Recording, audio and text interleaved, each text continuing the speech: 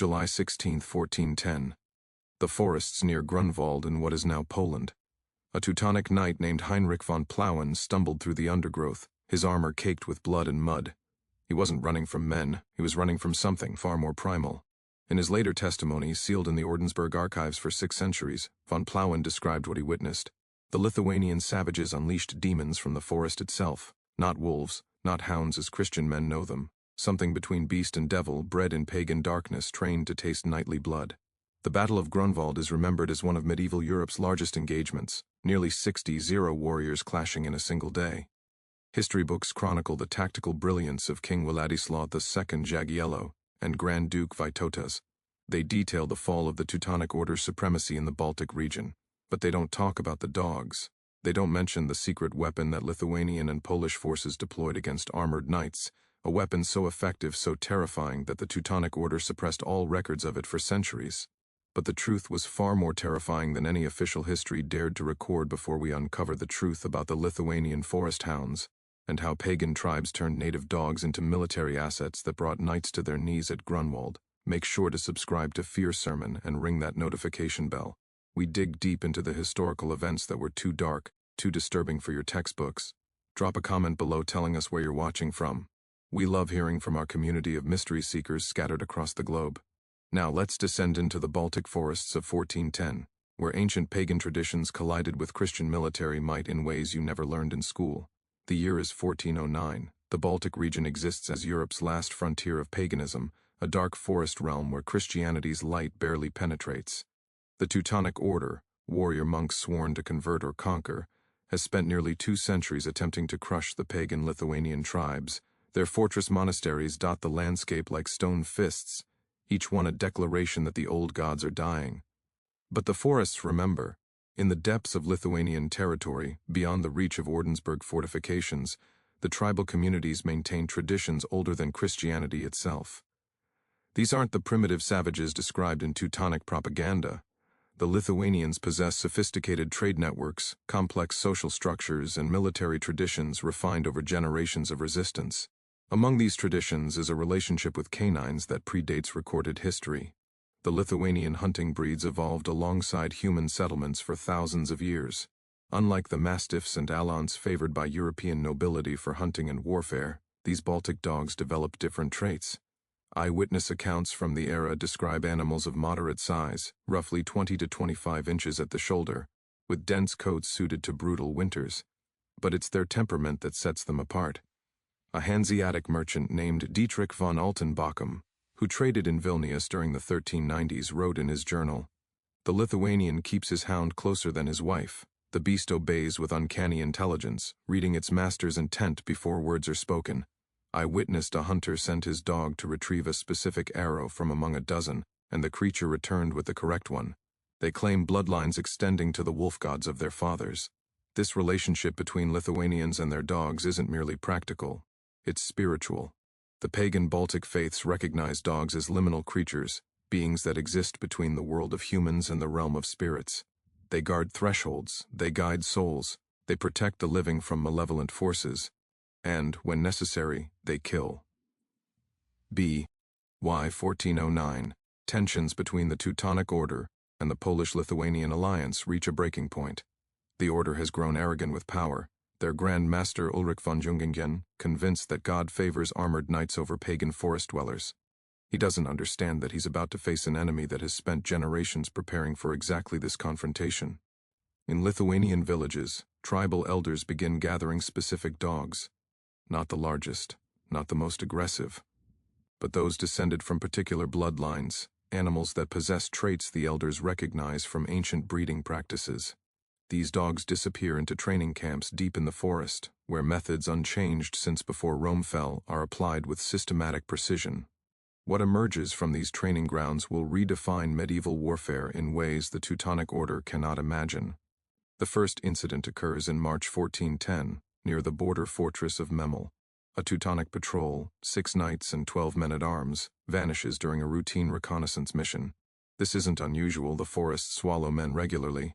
But when a search party discovers the bodies 3 days later, the manner of death defies explanation. The patrol leader's field report, preserved in the Ordensburg Königsberg archives, describes the scene with clinical precision.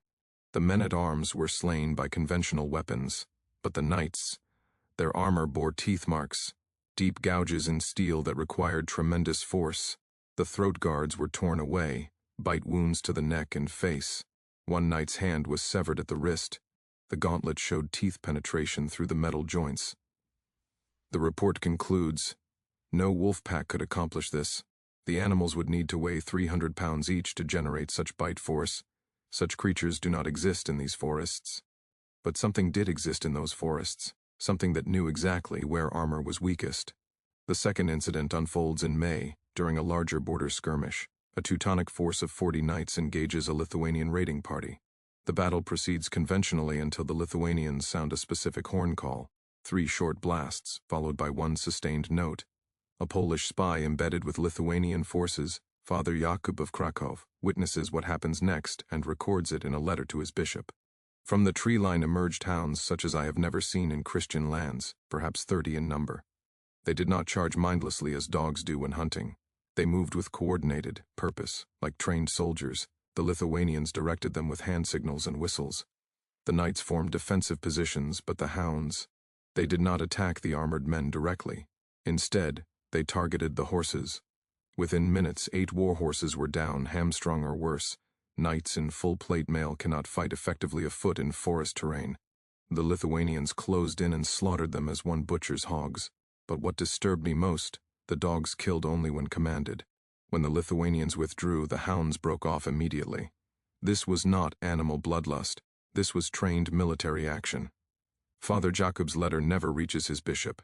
He's discovered and executed as a spy, his body dumped in the Pregel River, but copies of his correspondence survive in Polish military archives, hidden away for reasons that become clear later. The third incident is witnessed by multiple sources and cannot be suppressed. June 1410, Grand Master Ulrich von Jungingen leads a major offensive into Lithuanian territory, commanding 300 knights and 1,000 infantry. It's meant to be a devastating show of force, a message that the Order's power is absolute. The Lithuanian forces under Grand Duke Vytautas withdraw before the advance, employing scorched earth tactics. Von Jungingen pursues them into increasingly dense forest. His advisors warn that this is precisely what the Lithuanians want, to draw armored knights into terrain that negates their advantages. Von Jungingen ignores them. He's fighting pagans and forest dwellers. What can they possibly do against the might of God's chosen warriors? On June 23rd, the Teutonic column enters a region known as the Svenciones Forest. The Lithuanians are waiting. A German chronicler named Peter von Duisburg, who interviewed survivors, describes the engagement. The pagans attacked from all sides with bow and javelin, but this was mere harassment. Then came the sound that would haunt our dreams, a howling unlike any natural creature. The very forest seemed to scream. Dogs poured from the undergrowth, dozens upon dozens of them. But these were not the mastiffs we know from our kennels. These were leaner, faster, with coats of gray and black that blended with shadows. They moved like wolves, but with a discipline wolves do not possess. The knights formed shield walls, but the dogs did not assault the walls directly. Groups of 5 or 6 animals would isolate individual knights, darting in to attack from behind, targeting leg joints and the vulnerable points beneath arm guards.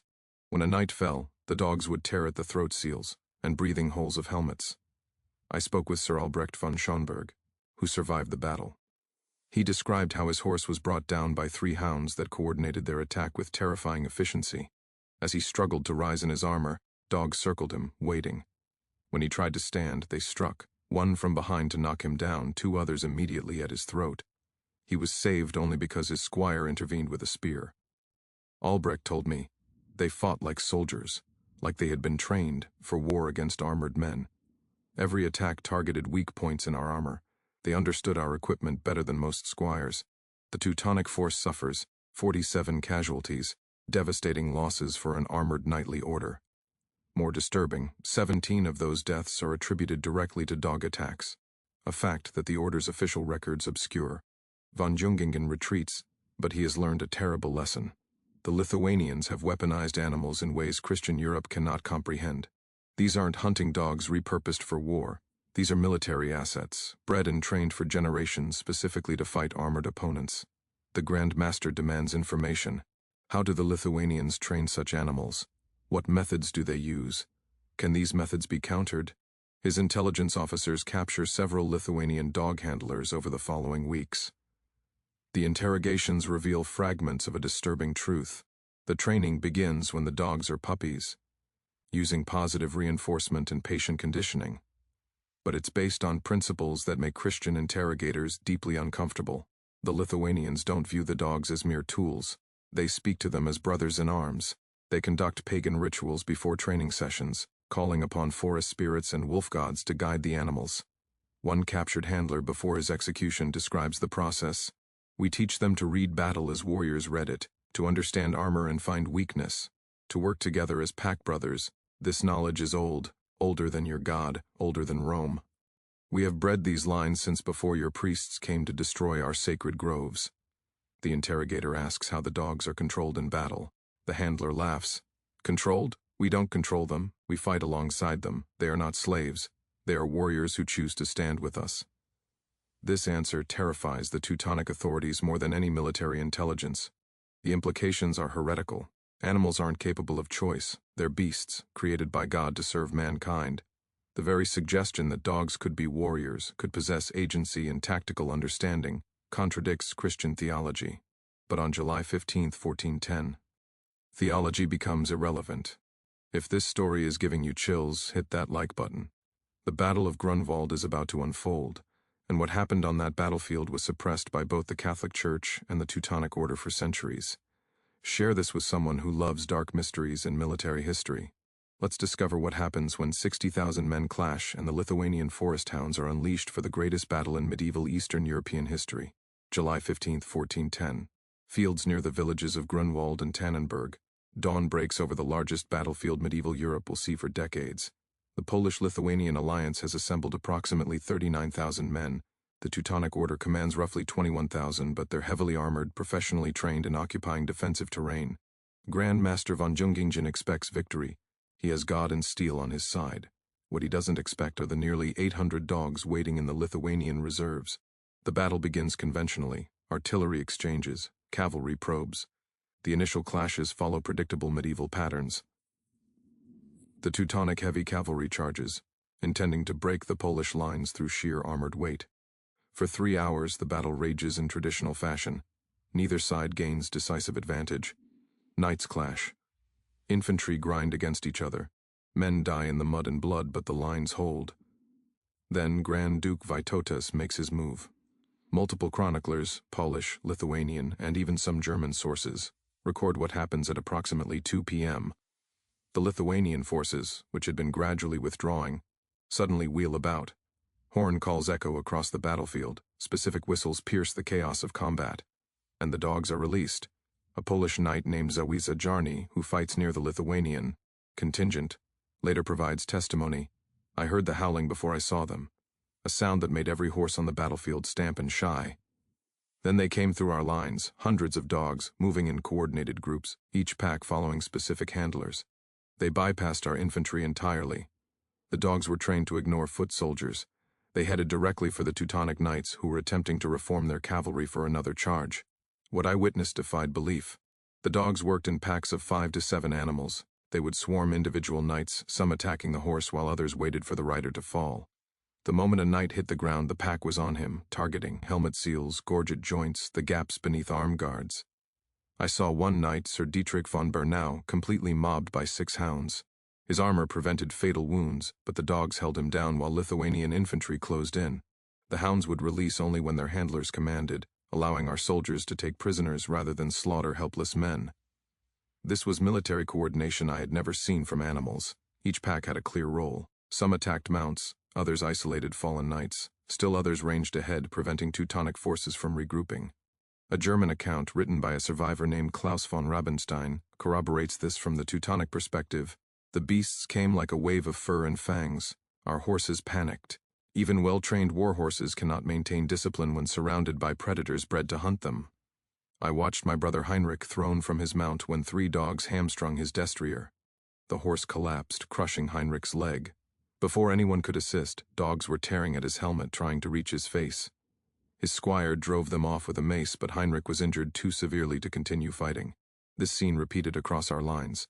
Not every knight was killed by the dogs, most weren't, but the animals removed hundreds of knights from combat effectiveness within minutes. Our formation shattered, our cavalry advantage evaporated. We were reduced to fighting on foot in muddy fields against a numerically superior enemy.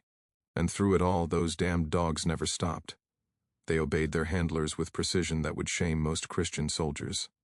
The Teutonic Order's official chronicle, the Chronicon Terrae Prussiae, makes no mention of dogs. It describes the battle as a conventional defeat through overwhelming numbers and Polish-Lithuanian tactical superiority. But private letters from survivors tell a different story. Heinrich von Plauen, who opened our narrative, writes to his cousin in Marienburg, "We were not defeated by men alone. The Lithuanians deployed animals trained in warfare, beasts that understood armor and tactics. I saw a pack of 7 dogs isolate and disable 3 knights in under 2 minutes. They worked as a unit, like infantry sergeants who had drilled together for years. Grand Master von Jungingen died in the battle, surrounded by enemies, but I spoke with men who were near him at the end. They say dogs brought down his horse, that he was fighting animals as much as men when he fell. The Order must suppress this information. If word spreads that the pagans possess such weapons, that they have trained animals to defeat Christian knights, it will devastate recruitment. Who will join a crusade against an enemy that can turn nature itself into a military asset?" Modern archaeological excavations at the Grunwald battlefield site have uncovered evidence that supports these suppressed accounts. In 1960, Polish researchers discovered mass graves containing both human and canine remains. The dog skeletons showed injuries consistent with combat: sword cuts, spear wounds, crushed bones from maces and warhammers. More tellingly, forensic analysis of knight remains revealed bite marks on bones, particularly on hand and foot bones where armor coverage was weakest. These weren't scavenging marks from after the battle. The bite patterns and bone trauma indicate attacks occurred while the victims were alive and armored. The physical evidence confirms what the suppressed chronicles describe. Dogs were a significant factor in the Battle of Grunwald, deployed as coordinated military units against armored knights. In the immediate aftermath of Grunwald, both sides face uncomfortable questions about what occurred on that battlefield.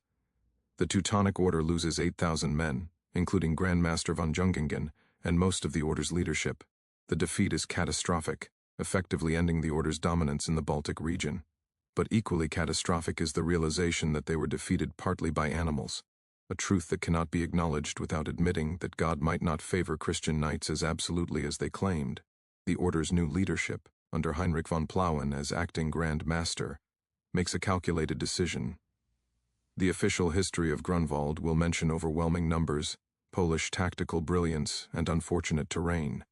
There will be no mention of Lithuanian war dogs. Any surviving written accounts that describe the animals are to be gathered and sealed in the deepest archives of Marienburg Castle. This suppression is documented in a directive dated August 3, 1410, discovered in the 1890s by German historian Johannes Voigt. The directive, signed by von Plauen, states, "All accounts of the recent battle that mention the pagan use of trained beasts are to be collected and secured. Brothers will speak only of conventional military defeat. The reputation of the Order must not be tarnished by reports that Christian knights fell to dogs." But suppression proves difficult. Too many survived. Too many witnessed the dogs in action. Private letters and verbal accounts spread throughout German territories, Poland, and beyond. The Catholic Church becomes involved. Papal authorities are deeply troubled by reports that pagan Lithuanians have somehow trained animals to fight as soldiers. This suggests an unnatural relatio.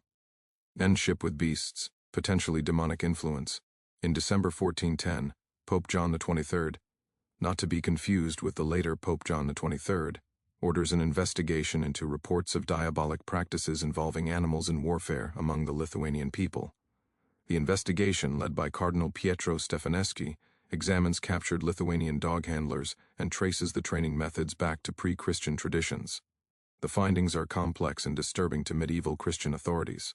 The Cardinal's report, portions of which survive in Vatican archives, concludes, "The Lithuanian methods are not demonic in nature, but rather represent knowledge accumulated over many generations of breeding and training. The pagans view their dogs as companions and warriors rather than mere beasts. Through patient teaching from puppyhood, using rewards rather than punishment, they have created animals of unusual intelligence and discipline. However, the theological implications remain troubling. The Lithuanians speak to these animals as equals, conduct pagan rituals to honor them, and attribute to them qualities of understanding and choice that should belong only to beings with souls. While not directly demonic, these practices are rooted in paganism and must be discouraged as Lithuania converts to Christianity. This last point is crucial. By 1410, Lithuania is in the process of official conversion to Christianity, having been baptized in 1387 under King Ladislaw II Jagiello. The dog training traditions represent a vestige of the pagan past, something the church authorities want eliminated. The papal directive that follows is carefully worded. It doesn't forbid the training of dogs for military use. European nobility commonly use mastiffs and allants in warfare. Instead, it targets the pagan rituals and beliefs associated with the Lithuanian methods. Dogs are to be treated as useful animals, not as warrior brothers. The spiritual components of the training tradition must cease. This creates a practical problem for Lithuanian and Polish military forces. The dogs proved devastatingly effective at Grunwald. The methods work. But to continue using them in their traditional form means defying church authority and appearing to cling to paganism. A compromise emerges over the following decades. The breeding continues. The bloodlines are too valuable to abandon. The training methods persist but stripped of their religious context. Handlers are instructed to maintain the effective techniques while abandoning the rituals and spiritual language that troubled church authorities. By 1450, the Lithuanian war dog tradition has largely disappeared from official military practice, replaced by more conventional use of hunting breeds. But the bloodlines survive in rural areas, maintained by families who preserve the old knowledge quietly, away from church scrutiny. The impact on the Teutonic Order is more severe and immediate. The defeat at Grunwald breaks the Order's military power permanently. They never recover their former dominance. In 1466, the Second Peace of Thorn reduces the Order to a vassal state. By 1525, the Order secularizes entirely, transforming into the Duchy of Prussia. But there's another consequence, less obvious but equally significant. The Teutonic Order's suppression of information about the Lithuanian war dogs creates a historical gap. For centuries, scholars studying medieval warfare have incomplete records of Grunwald. They know the battle was decisive. They understand its political and territorial consequences. But they miss a crucial tactical innovation that helped determine the outcome.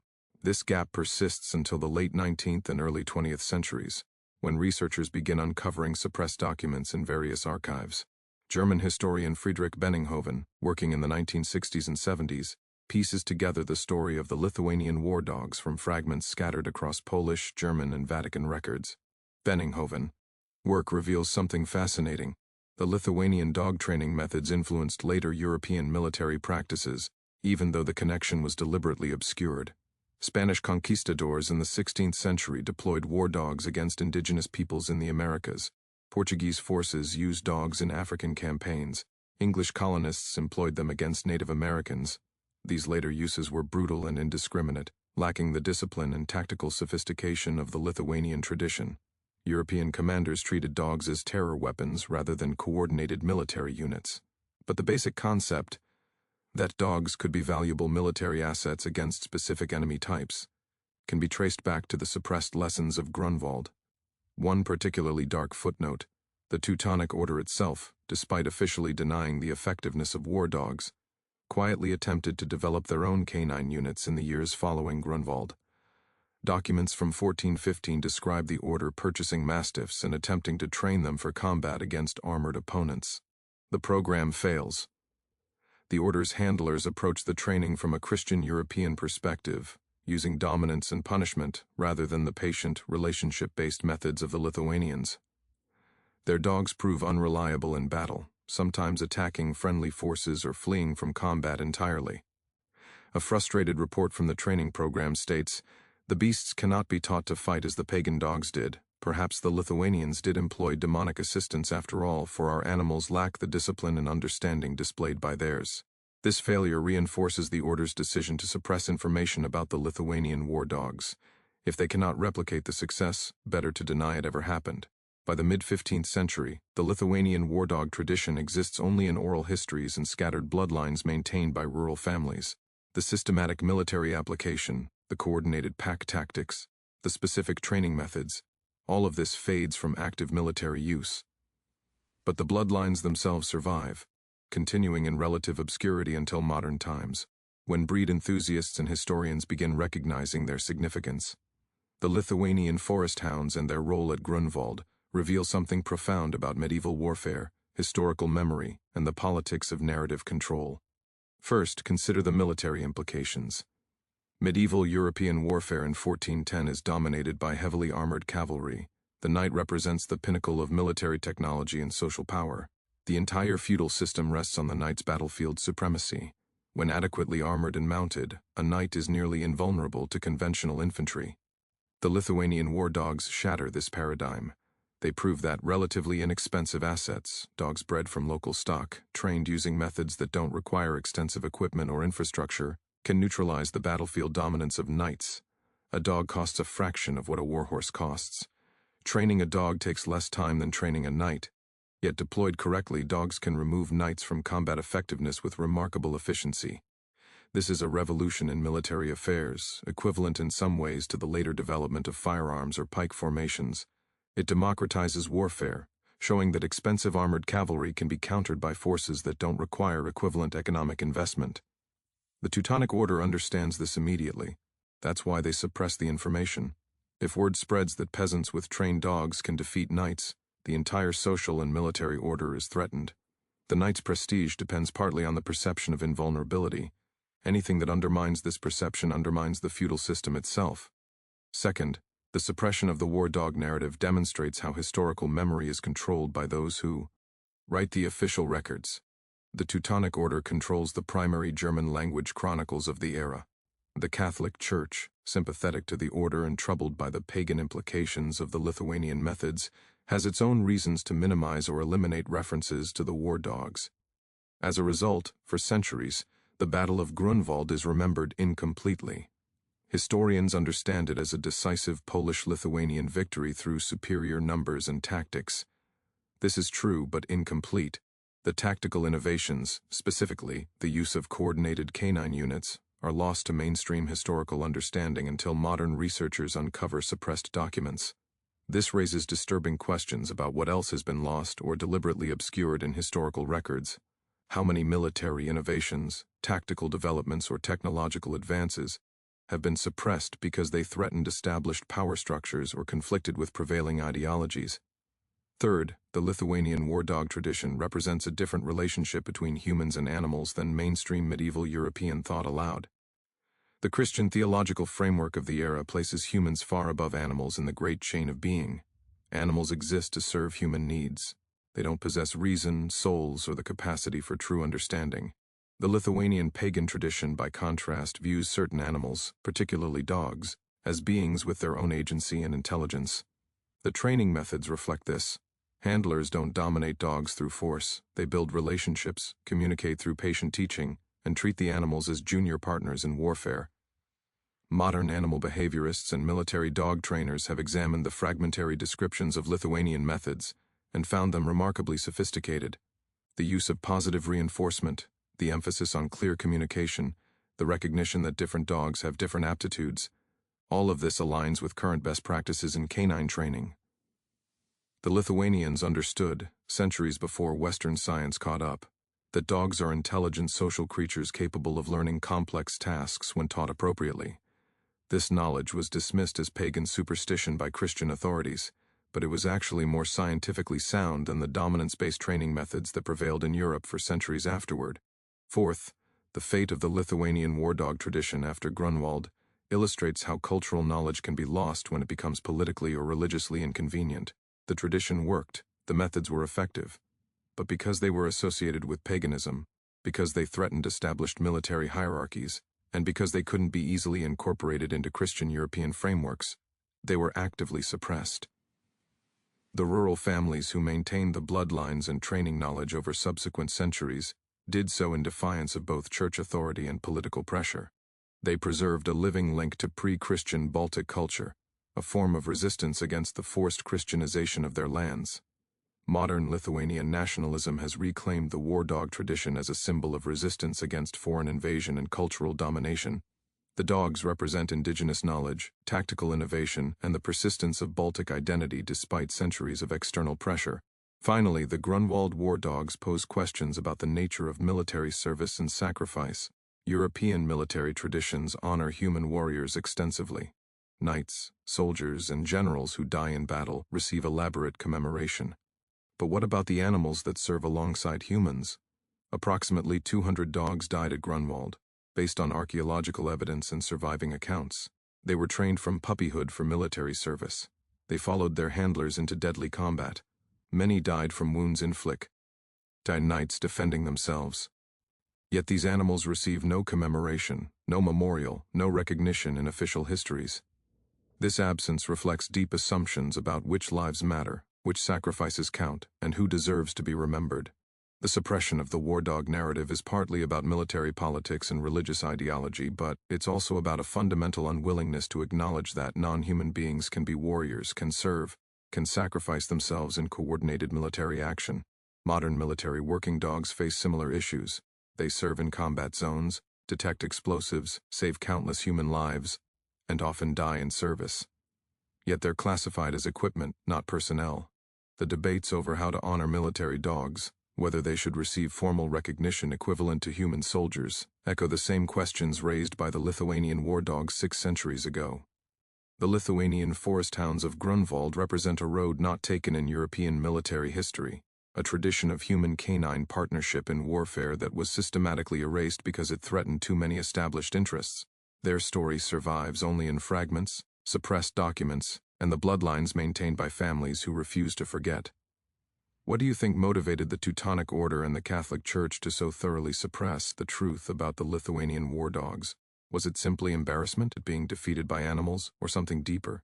A fear that acknowledging canine military effectiveness would undermine the entire feudal system? Leave your theories in the comments below. And here's something to consider. If the Lithuanian training methods had been preserved and developed instead of suppressed, how might military history have unfolded differently? Would we have seen coordinated canine units as a standard part of medieval warfare? If you found this lost chapter of medieval history as fascinating as we did, subscribe to Fear Sermon for more forgotten stories that were too disturbing, too politically inconvenient, or too threatening to make it into mainstream history books. Ring that notification bell so you don't miss our next deep dive into the shadows of the past. The Lithuanian Forest Hounds fought and died at Grunwald, helping secure one of medieval Europe's most decisive victories. For 600 years, their contribution was deliberately erased from history. Now, at least, their story can be told. See you in the next video, where we'll uncover another truth that powerful forces wanted buried forever.